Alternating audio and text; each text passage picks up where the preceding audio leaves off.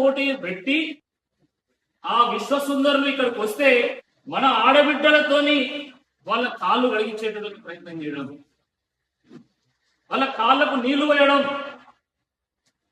వాళ్ళ కాళ్ళను తుడిపియడం, ఇది నిజంగా ఈ రాష్ట్ర ఆడబిడ్డలకు జరిగినటువంటి అవమానమే కాదు,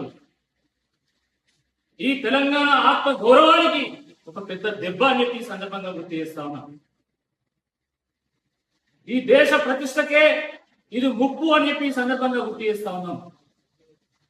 రాణి రుద్రమాదేవి వారసులం మనం, చాకలి ఐలమ్మ వారసులం.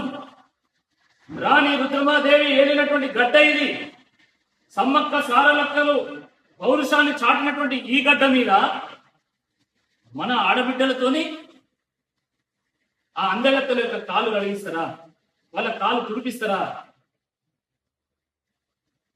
అభివృద్ధికి, ఆత్మ గౌరవానికి ప్రత్యామ్నాయం అభివృద్ధి కూడా కాదు అని నినదించి ఆత్మ గౌరవం కోసం ప్రాణాలను సైతం త్యాగం చేసినటువంటి గడ్డ ఈ వీర తెలంగాణ.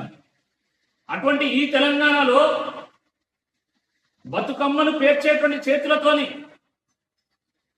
గడపలకు పసుపు పూసేటువంటి చేతులతోని మీరు ఆ విదేశీ రేఖ కాలు కడిగిస్తారా?